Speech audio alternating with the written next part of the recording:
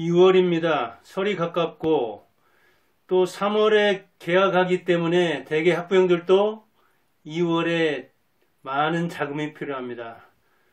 지방에서 서울로 대학을 가면 방을 얻어야 되죠. 등록금도 내야 되죠. 용돈도 줘야 되죠. 설에는 또 여기저기 선물할 것도 얼마나 많습니까? 과일 한 상자만 해도 얼마 전에 보니까 한 2, 3만원 하던 게 7만원, 8만원, 아마 설 명절 안팎에는 10만원 안팎 할 것 같습니다. 10kg들이 사과가 그렇습니다.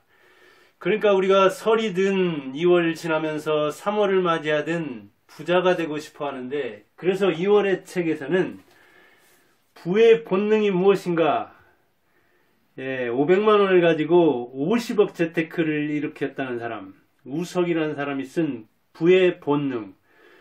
그런데 인간의 본능을 거슬려야, 9개나 되는 본능을 거슬러야 부자가 될 수 있다고 보기 때문에, 부자가 되기 최고의 핵심, 그건 뭐냐? 자제력. 그랬습니다. 자제력. 지능이나 환경이나 무엇보다도 자제력이 중요한데, 이 자제력은 곧 성실성이라고 할 수 있다. 인간이 9가지 본능을 이길 수 있는 자제력을 가져야, 성실하게 그것을 절제해야 부를 이룰 수 있다. 부자가 될 수 있다. 그렇게 말하고 있습니다. 인문학적인 측면에서 이야기하는 겁니다. 자, 그러면 9가지 인간이 다스려야 하는 본능이 뭐냐? 첫째는 집단이다. 수렵 채취시대부터 인간은 집단으로, 그리고 농경시대에도, 이 산업시대에도 집단을 이루면서 살았기 때문에 집단 본능을 어기고 모두 아니요 할 때 그렇습니다. 다 그렇다고 할 때 아니요 하면서 혼자 떨어져 나오는 게 쉽지 않습니다. 이 본능만 거슬러도 투자를 잘할 수 있습니다. 주식에서도 부동산에서도 마찬가지입니다.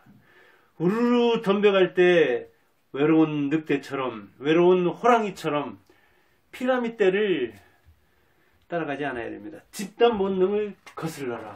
그리고 영토 본능입니다. 동물이나 인간은 자기 영역을 이렇게 구축하려고 하고, 그 익숙한 곳에서 지키려는 영토를, 그런 본능을 발휘하는데, 그러면은 견문이 다양하지 않아서 이 정보화 시대에 뒤처진다. 그러니까 들깨처럼 여기저기 떠돌아다니라.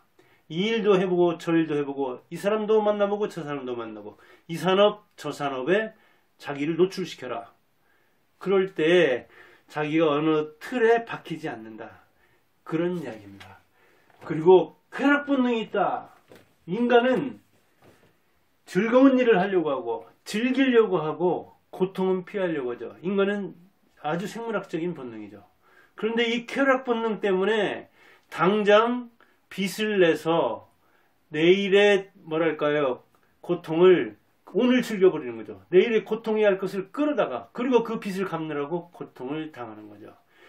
절약하고 또 절약해서 자린고비처럼 돼가지고 쾌락 본능에 따라서 움직이면, 그 쾌락을 절제하지 못하면 부자가 될 수 없다. 그래요. 부자들은 대부분 내일의 마시멜로를 위해서 오늘 참는 거예요. 오늘 참으면 내일 것까지 당겨다 지금 먹는 사람보다 내일은 과자가 2개 된다는 것.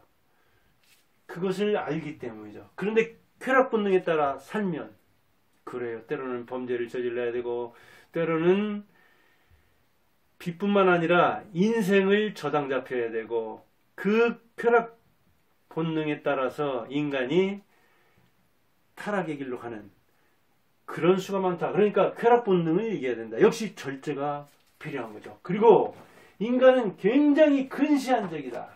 눈앞의 이익을 위해서 인생을 거는 거예요.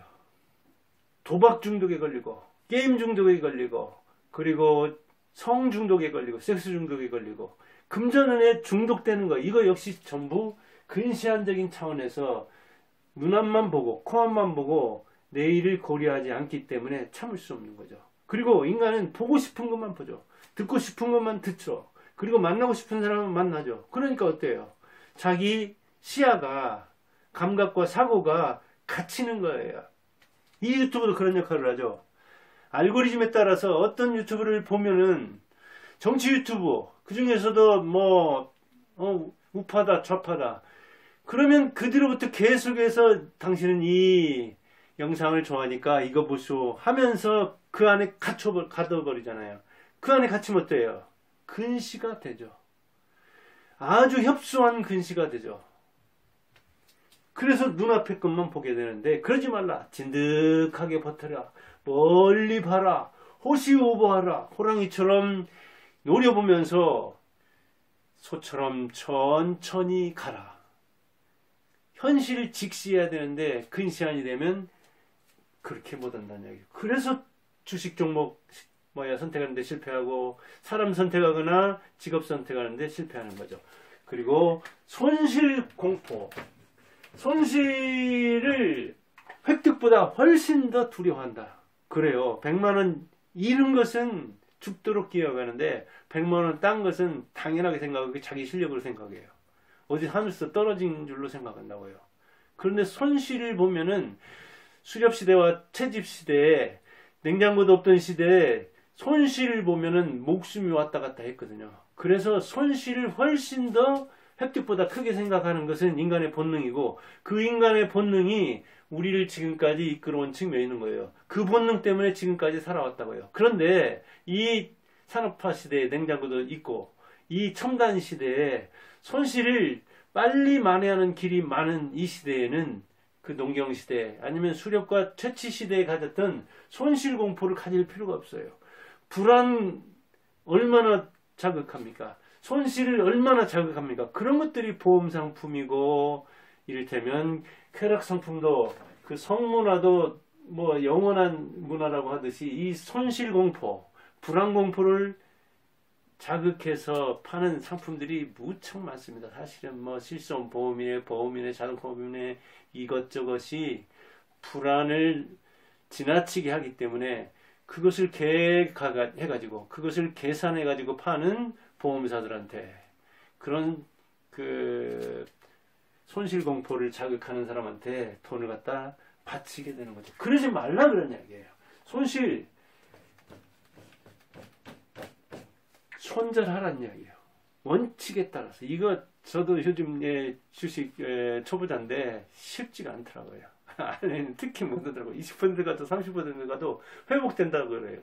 회복되면 뭐예요? 원점밖에 안 되는데 10% 났을 때 그 손실을 보고 손절 딱 해서 다른 데 가서 20% 먹으면 채워줄 수가 있잖아요.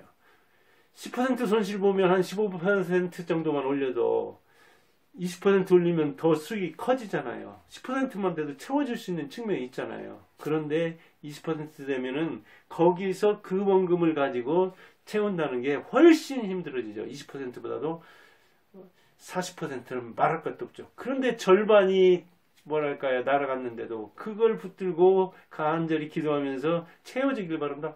그래봤자 원점밖에 안 되는데, 그 종목을 가지고, 이를테면 비전 없는 종목을 가지고 채울 수 없는 경우가 많아요. 그러니까 손절이 나면 내가 잘못 선택했구나.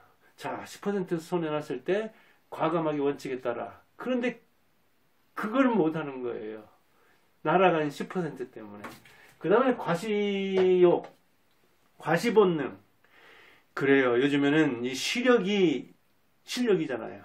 그래서 남의 시력을 받는 것이 그 실력이에요. 인정받는 거예요. 그래서 좋아요 눌러달라, 뭐 구독 눌러달라, 그런 이야기들 많이 하잖아요. 저는 안 해요. 선택하라. 그리고 책임지라. 그리고 선택한 그 종목에, 그 인간의 그 직업에 내가 따라간다. 그런 주의이기 때문에 그래요. 그래서 돈이라는 것은 막 과시하고 싶고, 옷으로, 직함으로, 정치로 돈 벌면 최종적으로 그렇게 욕하면서도 욕먹는 곳으로 가잖아요. 정치하려고 하는데, 지금 뭐 선거 얼마야, 한 두어 달 안팎 앞두고 있는데 과시하려고 그런 측면들 많죠. 그래요. 명예든 권력이든 금전이든 과시하지 말고 그 은밀한 힘을 알아라. 돈의 숨은 위력을 알아라. 오히려 부자들은 자랑하지 않는다. 왜? 누가 뺏어갈까 싶어서, 돈 빌려달까 싶어서, 세금 내라고 할까 싶어서. 부자들은 오히려 허술하게 다녀요. 또 과시하지 않는다고요. 차도 요란하게 타는 사람들, 비단 낸 사람들 없어요. 부자들은 그렇게 하는 거. 저도 실제로 뭐 중부자들, 몇십억 부자들은 많이 봤고, 부자의 개념을 어떻게 잡느냐에 따라 달라지겠지만은, 몇십억 부자들, 이를테면 지방에서 서울로 이렇게 자녀들 보내가지고 네댓 군데 다니면서 만나보면은 그 사람들 그렇게 요란하게 살지 않더라고요. 옷 같은 거 요란하게 차려입지 않더라고요. 그들이 자기를 과시하면, 그렇지 않아도 알려진 사람이 부자라는 것이 알려지면 안 좋다고 생각하니까 오히려 부자들은 수수해요. 오히려 재벌들이 돈 있다고 표시하는 거 봤습니까? 지갑에 뭐 몇백만 원 넣어가지고 다닙니까? 그 전에 그 정몽준도 그랬잖아요. 현대중공업 얼마 있냐고 보니까 뭐 몇십만 원이었던가요? 지갑에 그렇게 많이 넣어가지고 다니잖아요. 수표다 뭐다 요란하게. 요즘 뭐 그 수표나 현금보다 카드 때문에 그런 측면도 있지만, 그 옛날 그게 유행하지 않은 때도 부자들 어디 가서 팁 줄 정도로, 어디 가서 현금 쓸 정도로 넣어가지고 다니고, 나 돈 많다고 과시 안 한다고요. 그 다음에 도사 환상에 잡히지 말아요. 이를테면 어떤 도사가 나타나서, 고수가 나타나서 이 종목 사시오, 여기 사시오, 이 땅 유일한 땅인데 당신한테만 알려져. 그런 땅이 어디가 있습니까? 도사는 없어요. 오히려 사기꾼이 많을 뿐이죠. 현실에 눈 뜨고 자기가 스스로 자기를 가르쳐야 된다는 거, 자기가 스스로 이를테면 고수가 돼야 한다는 것을 인식하라. 그래요. 지금 주식 투자를 하죠. 그럼 삼성전자 모르는 사람이 어디 있습니까? 삼성전자를 추천해줬다. 그런데 삼성전자로 돈 번 사람이 많았습니까? 돈 잃은 사람이 많습니까? 아마 잃은 사람이 많을 겁니다. 자, 코스닥으로 와봐요. 코스닥 1위는 지금 에코프로비엠인가요? 에코프로비엠 도사가 조언 안 해줘서 못 샀습니까? 저점에 사서 고점에 못 파니까 문제잖아요. 떨어질 때는 무서워서 더 떨어질 것 같아서, 오를 때는 더 뭐 올라가다 떨어질 것 같아서 올라도 못 사고 내려도 못 사는 거죠. 도사가 종목을 일러줄 수 있어요. 종목을 일러줄 필요도 없어요. 다 알아요. 결국은 어느 때 사서 어느 때 파느냐, 이게 중요하잖아요. 그걸 현실을 자기가 잡아야 되지. 아니 종목을 알려주면은 그럼 언제 살까요? 언제 팔을까요? 지금 이렇게 폭락하는데 어떨까요? 급등하는데 어떨까요? 그렇게 주식 투자를 할 겁니까? 그렇게 부동산 투자를 할 겁니까? 우선 자기한테 투자하라. 도사한테 매달리지 말고 자기한테 매달려라. 그런 다음에 자기가 도사가 되라. 그러면 남한테 물어볼 필요가 없는 거죠. 말할 것도 없이 자기가 부자가 되는 거죠. 그 다음에 마녀환상에 빠지지 말라 그래요. 마녀환상이라는 건 뭐냐면, 누군가 나쁜 애가 있다, 누군가 마귀할 몸이 있다, 이렇게 돈을 잃는 것은 뭐 제도 탓이다, 누군가 조작을 하는 것이다, 내가 누구 그 말을 들어서 그렇다, 남 탓하거나 부자를 원망하지 말라뇨. 왜 공무원 요구하면서 자녀는 공무원 되라고 합니까? 왜 부자를 요구하면서 재벌들을 요구하면서 자기는 부자 되고 재벌 되려고 합니까? 말이 안 되잖아요. 자녀 있는 데서 부자 요구하면서 자녀한테 부자 되기를 바란다? 그러지 않아요. 그 자녀도 부자를 요구하는 사람이 돼요. 마녀를 설정해서 마녀 사냥하는 사람이 된다고 해요. 계속 남 탓하는 거예요. 여자는 그 인간 때문에, 남자는 이 마누라 때문에, 부모는 자식 때문에, 자식은 부모 때문에, 집안에서만 해도 서로 저 사람이 마녀라고 하면 다 마녀가 되는 거죠. 집안 사람이. 자본주의에서는 경기의 원칙이 있어요. 자본주의의 원칙이 있어요. 거기에 따라서 자기가 선택하고 자기가 책임지는 거예요. 그게 부자가 되는 거예요. 그 다음에 인식본능이라고 했어요. 인식본능이라는 것도 뭐냐면 인식의 한계가 있다는 거예요. 인간이. 가난한 사람은 가난한 눈을 지니고 있고, 가난한 체험을 가지고 있고, 가난한 철학을 가지고 있어서 가난한 사람끼리 만나가지고 부자들 요구해야 좋아요. 그러니까 부자는 거기 가려고 하잖아요. 부자한테 밥 얻어먹고도 부자를 요구해요. 인식의 체계가 부자스럽지 못하면, 부자의 눈을 뜨지 못하면, 그래서 가난해도 부자의 줄에 서라고 하고 부자 동네로 가라고 하잖아요. 감각과 사고, 이 인식체계가 부의 본능에 맞아야 된다는 이야기예요. 그래야 부를 끌어당긴다는 이야기죠. 인생의 핵심은 환경이나 유전이 아니다 그렇게 얘기하고 있어요. 그럼 뭐냐? 세상을, 현실을 해석하는 방식이다 그랬어요. 내가 우울한 것은 세상을 받아들이는 방식이 우울하니까 그런 거예요. 명쾌해보세요. 쾌활해보세요. 세상을 그렇게 볼 수 있고 그렇게 해석할 수 있는 거예요. 결국은 부정적이다, 부정적인 감정이다, 그게 없다고 하잖아요. 감정은 우리에게 다 필요한 긍정적인 감정이에요. 그게 생산적인 감정이라고요. 우울도 필요하고 분노도 필요하고 불만과 불평 이런 게 쾌락과 만족 모든 우리의 그 감각은 다 필요한 건데 쾌락 본능만 따라가니까 문제인 거예요. 쾌락 본능을 가장 중시하니까 문제가 되는 거예요. 그리고 뭐 불안한 것은 부정적 감정이고 긍정은 이것은 생산적인 감정이다. 감정을 그렇게 나눌 수 없다니까요. 감정은 물을 쪼개듯이 그렇게 가를 수가 없어요. 다 필요한 감정이에요. 필수예요. 그럼 뭐예요? 자기가 어떻게 현실을 해석하느냐. 그게 같은 상황, 같은 스트레스를 받아도 어떤 사람은 우울증에 빠지고 어떤 사람은 그걸 극복하고 나가는 거예요. 어떤 사람은 같은 상황에 처했는데 그보다 더 처절한 상황에서도 살아나고 어떤 사람은 스스로 목숨을 버리려고 시도하는 거예요. 그리고 성격은 어떻게 되느냐 하는 것을 이 사람은 내부 통제 스타일이 있는가 하면은 외부 통제 스타일이 있다. 바람직한 건 이게 바람직하다 그러는 거예요. 요거는 바람직하지 않다 그렇게 얘기했어요. 성격을 내가 내부에서 내가 다스릴 수 있다. 나를 다스릴 수 있는 사람은 나뿐이다 이렇게 생각할 때 그래서 내 탓, 내 책임 그럴 수 있는데 외부 탓하면 정책 때문이야. 한국 때문이야. 우리 부모 때문이야. 내가 마누라를 잘못 만나서 그래. 이 인간 남편인가 서방인가 남방인가 이 인간을 만나서 그래. 그렇게 하면 부자가 될 수 없다. 그런 이야기예요. 슈퍼리치가 되는 9가지 방법을 인간의 그 본능 어찌 보면 인간이 거스르기 힘든 이 9가지 본능을 거스려야 극복해야 된다고 했거든요. 한 가지도 힘들어요. 여기서 전부 다 집단 본능, 영토 본능, 쾌락 본능, 근시 본능, 손실 본능, 과시 본능, 도사를 찾아 헤매는 본능, 마녀돈 본능, 인식에 한계가 있는 본능. 이러이러한 거, 이제 이게 인문학적인 것이기 때문에 무엇이 생물학적인지, 무엇은 사회문화적인지, 무엇은 종교적인지 그거 따지지 않고 우리의 그 부유한 인생을 방해하는 요소가 이러이러한 인간의 본능인데 인간의 본능을 거역한다는 게 쉬운 문제가 아니잖아요. 그래서 부자가 되는 핵심이 바로 뭐냐? 자제다 그렇게 말합니다.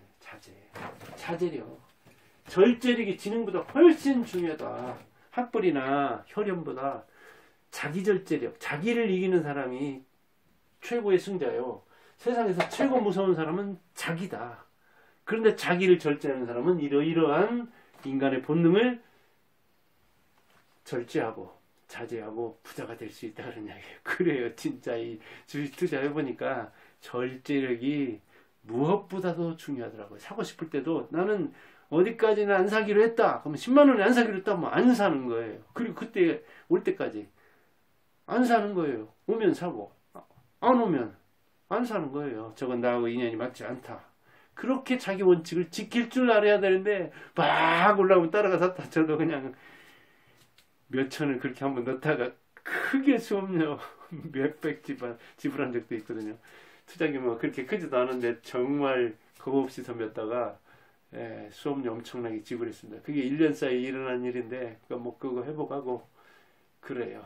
원금을 잃지는 않았으니까 버핏의 1원칙 2원칙 지켰으니까 아마 올해는 부자가 되리라 믿습니다. 여러분들도 이런 책을 읽어보고 우석의 부의 본능 부자가 되기 바랍니다. 그래서 추석도 부유하게 보내고 노후를 부유하게 보내기 바랍니다. 감사합니다.